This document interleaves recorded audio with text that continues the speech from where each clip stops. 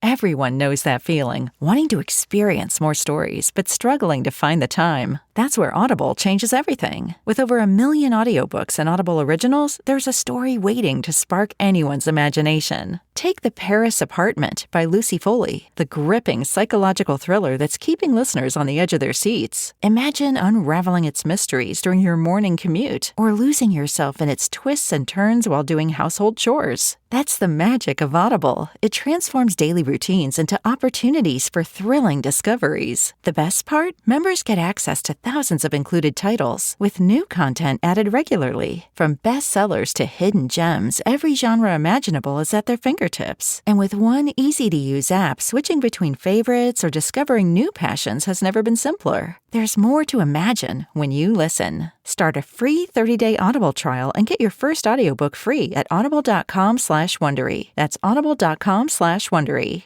Now it's time for Inspirational Women and my guest, Carol Carpenter, author of The Elegant Disruptor, Breaking Through Barriers and Limiting Beliefs to Success. The title gives us a lot of insight, or at least a little, into what to possibly expect, and it's amazing. Carol is a stunt woman, actress, motorcycle racer, mother of 2 young adult sons. Well, let's just meet Carol to hear her stunning story. Carol Carpenter, good morning. It's so great to have you join us this morning. Thank you so much, Kate. It's a pleasure. Thanks for having me. You're very welcome. And I have to tell you, when I saw motorcycle rider, stunt woman, I thought, oh my gosh, I can't believe this. Because it's not me at all. And to think of someone doing that, this beautiful young woman, I'm just in awe, but also kind of shocked. What brought you to think that you really wanted to be riding a motorcycle, that it was on your bucket list? Well, I was in my 40s and divorced at that point, and, I had done all these things in my past in a very conventional sense, the way I was raised, and I wasn't where I believed I wanted to be. When you get that little kind of voice in the back of your head, like, hey, if you kind of died in the next, few years, have you done everything you wanted to? And my mom had passed away when she was 47, so I always figured that was kind of the year that I was going to kind of expire. So I kind of set that deadline for myself at that point and just said, well, I'm divorced. The kids are getting older. Why don't I create a bucket list? And instead of, going and find a job, just see if I can find something that fulfills me. And the first thing on the list was riding a motorcycle. And I had absolutely no idea I was going to fall in love with it. Amazing. And because it was unconventional, Carol, because it's not something you would have done in the past? Well, my culture is all about, academics. And I was actually going to school to become a doctor. But when my mother passed away, nobody was there to really say that should be my goal anymore. So I had to rethink my life, and the divorce actually kind of gave me permission to do something else and do something completely unconventional. And really experience what your life could be. Not that it wasn't good before, but yes, you're saying it was permission to really just try on a new costume. Outside the box. Yeah. That one, yes. And here it was. Yeah, and I didn't realize the sense of freedom that riding a motorcycle would make me feel, and also rediscovering myself, because it was something that I was extremely afraid of. I was not a natural rider, so I had to work hard at it, and it gave me a goal to strive for, and when I met those goals, it kind of changes the way you feel about yourself, your self-confidence, your self-worth. All those things play into it. So it was kind of my step one into what I would call my next life, my next chapter in life. So as we discuss this and we're talking motorcycle, I think it's clear motorcycle is the metaphor for anything else in our life that we're going to go after to experience something new and different, right? Exactly. If there's anything you ever wanted to do and you haven't done it, right? Because, you feel an obligation to your family, you feel an obligation to, your loved ones. Sometimes, to fulfill yourself, to be able to have enough, purpose and passion to give back to your family, you have to feed your own desires. Right. And it really takes something to gain that awareness. For you, your mother's death at such a young age certainly made a difference in what you realized you needed to do. You changed career paths at that time. Yeah. I had a choice after the divorce whether I was going to go back and just find a job, or I could go and pursue something that I might actually like. And so that's the reason I went down a bucket list, because you just never know. I had no idea. And I even did stunt work I did motorcycles, I did stunt work, I did talent work. I tried everything because I figured if you cast a wide net, you have the opportunity to discover what you would love to do in the next chapter of your life. And motorcycles are really it. But let's take a moment to talk about stunt work, because that to me is really so out there. Feels like so demanding. You're going to get beat up because you're the stunt person. But was it like that? No, I think there's a misconception about like the stunt world. It's everything is perfectly planned. Right? And you go over and over and over again. It's like the whole practice makes perfect thing, right? So when you do stunts, like what you see in the movies is not necessarily how it's run when we film it. Okay. Does that kind of make sense? Sure. Okay. Yes, because it is all about keeping everyone safe. So, Exactly. Okay. So, I mean, it's not that it's not dangerous, but it's done in such a way to keep everyone safe. Yes, and it is planned in advance, and they do practice it many, many times. And if I understand from your book, it was your brother who actually, introduced you, invited you to this? Yeah, that was the time when I was doing all this talent work, and he goes, well, I'm a stuntman, and I know all these guys, and let's try this. So he got me into the community. And I started driving for movies, and what I didn't drive for, sometimes they used me for acting as well. So, it was one of those things, like I said, with the casting the wide net. Who knew what I was going to love? Now, entertainment industry just by itself is a very hard industry to get into. So, I got the opportunity to see firsthand, like, oh, do I really want to do this? Right. So you decided, though, it was really motorcycles you had a passion for.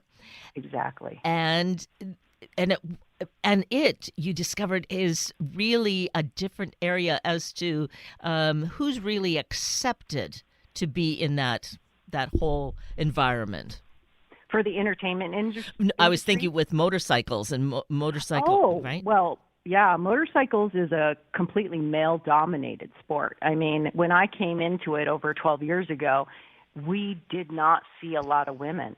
And so when I trained at various different schools, I got good enough to become an instructor at almost every organization up here. It was difficult to be an instructor and hear the customers that you were helping not really care for the organization that they signed up for. Like they didn't feel they were getting what they paid for. So that's why I started MotoVixens, was I wanted to really provide an environment that people would enjoy riding motorcycles and learning how to ride them competently. And so that's what goes on with MotoVixens. It's a training facility or teaching, an educational facility. Right. So we're an event organization, and we teach people, and I'm not talking about beginners. I'm talking about people that currently ride to improve their skills on the track, and those skills convert directly and translate to the street. And here you are 10 plus years into it, and it's just been the best thing that's happened. Oh my God, I love it. And I absolutely love it. so you're loving it, and I'm sure that's what you're receiving from those who enroll, and they would all be women, right? It's MotoVixens. No, Oh. actually. So my name did work against me, Kate. And I'm so cheeky, I can't help myself. So when I found the name, I had to do some research to see, if it was available, and it had been abandoned. And then I took it on. But I'm cheeky, I'm a girl, and I knew I was the only one that was doing this up here. So I figured, I'm just going to call it MotoVixens. I had no idea it was going to alienate men for, I'd say, probably the first 2 or 3 years. They had no idea. They thought it was only for women. Ah. And what was the breakthrough? What happened that they realized, we can be part of this? Society. I think there came a point when society was really open to, marketing and advertising women more. And I happened to be at the right place at the right time. I had a bunch of guys asking me like, hey, can we come to your days? I was like, it was always open to you. So now we basically fill up every single time we put our dates out. And if this is really piquing interests on whatever level, but you have to have some experience as a motorcycle rider, right? Yeah, I mean, you can't come completely new because it's extremely challenging if you're trying to track ride if you don't already know the basics and the techniques. Okay. So to get information about this, if there are people who are experienced at your website, would that be where to go? Yep, motovixens.com. Okay. So for anyone that has a leaning in that direction, but the thing is that you were saying how it's so male dominated, which is why you were motivated to found MotoVixens, and yet then the guys get all insulted that they're not included. Well, yeah, it's so interesting how that happens. I mean, people have a perspective on what they think it is without ever really asking questions. And so, yeah, it was my own fault for being cheeky, right? It set me back a few years, but it's okay. It all came back. And quite honestly, I think some of my favorite people that sign up are the men. They enjoy it because we're I would call it more boutique-y in the way we do things. We don't load up our sessions. So the way our track days are run is we're run every 20 minutes, and it's by levels. And it's dependent on the number of riders that register, and I limit mine to 30.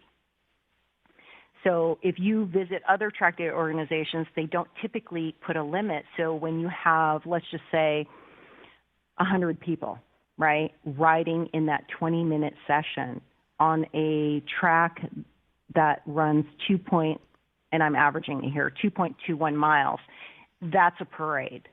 That is not a place where you can learn how to ride at speed.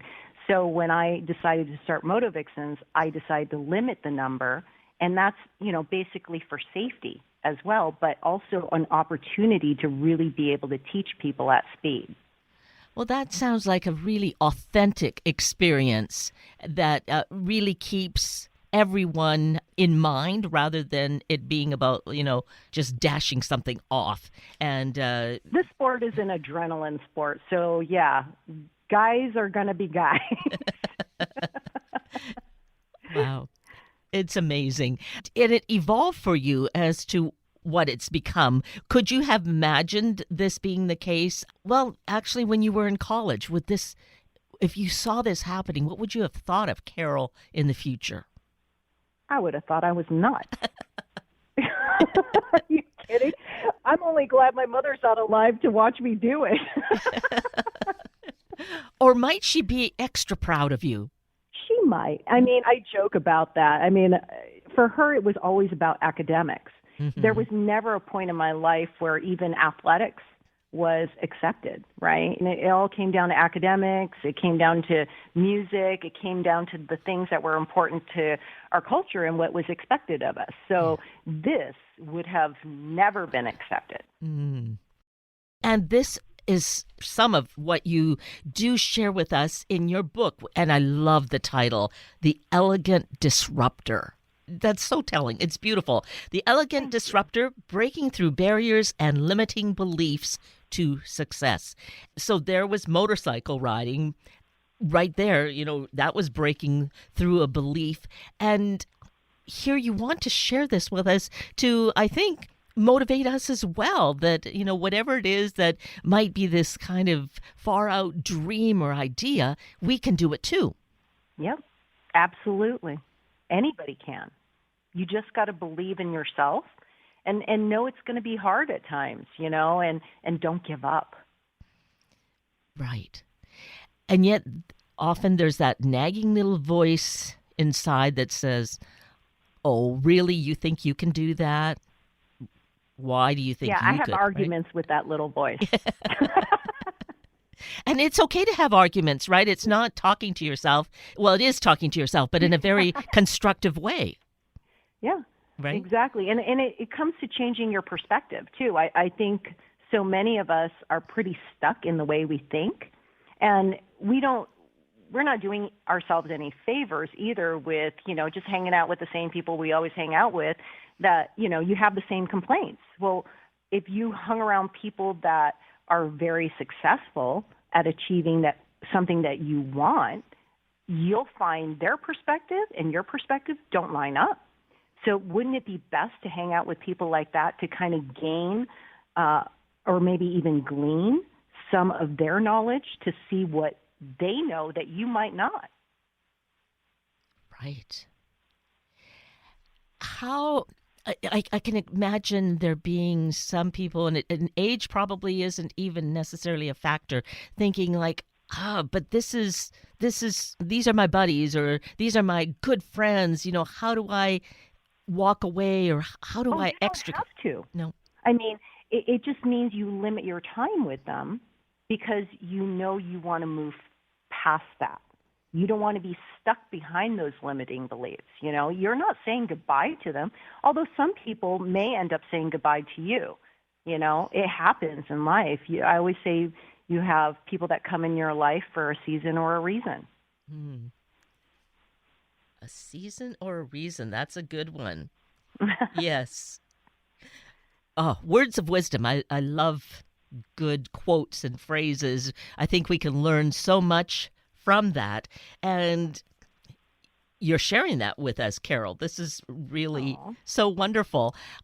And you had this experience, of course, growing up. You had to be a certain way. And really for what? Well, let's say at least about half of your life. And then you decided, now I have this open slate that I can write whatever I want. Yeah, I got to write my own next chapter is what happened. And I didn't even know I was writing it. I think we are so used to saying no to something because we're afraid of it. So you just automatically, somebody says something, you go, no. And what if we changed all those no's to yeses and then really saw life as an adventure, right? Because your life is meant to be lived. And if you're going to say no, then you're not really living your life. You're just existing and surviving. Right. And we owe it to ourselves. If we have this life, there's a reason that we're here. Mm-hmm. Absolutely. So why not find out what? Why am I here? What am I supposed to be doing? Is this all that I'm amounting to be, or is there more? Like, I always want to know if there's more. Like, how much more can I do? How much more can I do to help others? And, you can't do things for other people if you're not solid yourself. With your sons seeing you in this mode, has that been something that's encouraged and inspired them as well? I think so. I think they thought I was a bit nuts in the beginning too. I mean, I guess who wouldn't, right? When your mom has always just been your mom, and all of a sudden she's like, I'm going to go ride motorcycles. Yeah, I think they probably thought I lost my mind, or I was having a midlife crisis, or whatever they wanted to call it, right? But they did eventually see me ride. And my son this last year came to the track for the first time and watched me ride with a bunch of riders, including my boyfriend and one of our staff. And he was astonished. But it was the first time one of my children got to see me ride. It took quite a while then. Yeah, but because I think, when you do something like this and it's so out of the ordinary, they think you're going to snap out of it eventually. So when they see it sticking, I think eventually they accept it. And only when they accept it can they show up for you. Ah, yes. Well, yes, that's a great observation. Wonderful. And yeah, I can see that they would then see you sticking to it, something that's out of the ordinary, or what you were as their mom as they were growing up, and think of it as to what they might do alongside of what they've chosen at this point, but that, the world is really wide open for them. It's their oyster. I tell them that all the time. The world's your oyster. Go find the pearl that'll make you happy. So they're really fortunate to have you as a role model, even though they may have really questioned that at some point. My sanity? Yeah, possibly. But I think in books, hearing people's stories certainly is encouraging. And I really want this kind of experience, this awareness, like the world being your oyster, that it is true for everyone. But it's how do we get that message out to everyone? Yeah, I think a lot of people don't go after things because of fear. And if we can treat fear as an indicator that this is new, and of course you're going to be afraid of something new. Let me tell you, when I got on a motorcycle the first time, I don't think my motorcycle stood still because I was shaking so hard I was shaking it underneath me, right? But you can't let fear paralyze you. You have to know fear is an indicator, and as long as you can break through that and just go, you know what, instead of like treating it as I can't do this, treat it as I'm going to conquer this. Mm-hmm. And it's a shift of your mindset. It's a shift of your perspective, and that's really all it is. Yes. Being aware that is within our control to do that. Mm-hmm. Yeah. Yeah. So there's that loud message about overcoming fear is really look at your perspective. And you don't have to, let's see, you didn't start riding that motorcycle and do something like go around the track, I don't know, at a certain number of miles an hour or something. I mean, it took time. Yeah. I mean, honestly, it takes time. It takes practice. And when I was really into it, I was cross-training. So I was dirt biking. I was flat tracking as well. I was doing all kinds of motorcycle riding just to up my skills. Wow. Oh, so impressive. And then you have this wonderful book that you wrote, The Elegant Disruptor. Was this, well, tell us why you decided to do that. I feel like nowadays everybody is so negative, and and honestly, disruptor does kind of have a negative connotation, right? People just assume disruptor is somebody that just completely comes in and just steamrolls over everything. And I believe that there is a much more elegant way of doing it. And thus the reason we, put in the Elegant Disruptor, because I think you can take both sides of the equation and meet in the middle and work together. Yes. Isn't there something about walking the middle path? Yeah. And taking everybody's thoughts and concerns, right, together and creating something completely new. It's an avenue. It's another path for you to do business.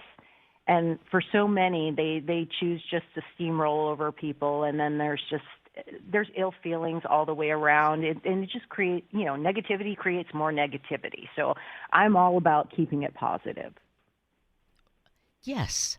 Yes. And that's what you're creating with the work that you do with the book, finding the way that the disruptor is kind of in this way positive, changing some of the negative thought processes. That really makes a difference. Yeah, well, I mean, look at the way I was raised. I'm a disruptor even in my own culture, because females aren't really seen as, I guess, the breadwinners, the people that have the right to have choices. I just remember growing up, and if I disagreed about something, my grandmother would just sit there and say, "It's okay, just deal with it." And I'm like, "Says who?" And it was hard because I was born in the States, so my perspective was way different than theirs, and I was kind of against my culture in so many ways. And I asked a lot of questions. I know I pushed their patience quite a bit because I couldn't understand why I couldn't do the same things as guys do. Yes, of course. We grew up that way. And yet, when we think about our parents and your grandmother's generation, although I think my grandmother was rather feisty, but so was mine. But yet it was almost like they knew, though, that they had to do it a certain way to be accepted. Yes. Yeah. And I know that was her intent, but for somebody that's young, that doesn't understand, that, grew up in a different culture, because I was born and raised in the U.S. So having that at home and then going to school and having a different life, I always felt like I lived between two worlds. Like I was trying to make those worlds work for me. Yes. Wow. And when we have that experience too, I'm sure you've found how it really worked to your benefit. I mean, it was challenging to have, and yet so much that you gained from the experience. Absolutely, because being able to see things from two different perspectives, it's almost like you can be the mediator between the two. Aha. And that shows us how, whatever happens to us, we have a choice of how to use it. We could see it negatively and, it was a terrible thing, or take a positive spin and how it has benefited us. Oh, yeah. Perspective and mindset. Exactly. Yes. So important anytime, but our world feels just so challenging in many ways these days to take this to heart, to see how we can use it constructively and be that source of change in the world. Yeah, and we each can do that. Every single one of us. Right.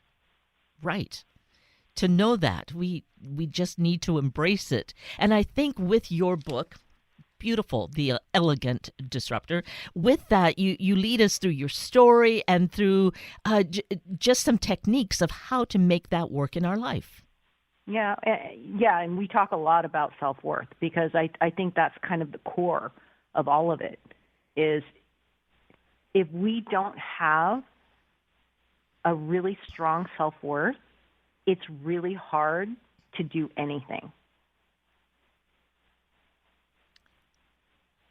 Ponder that for a long moment. Yeah, but truly, yes. I mean, that's again that source of wisdom.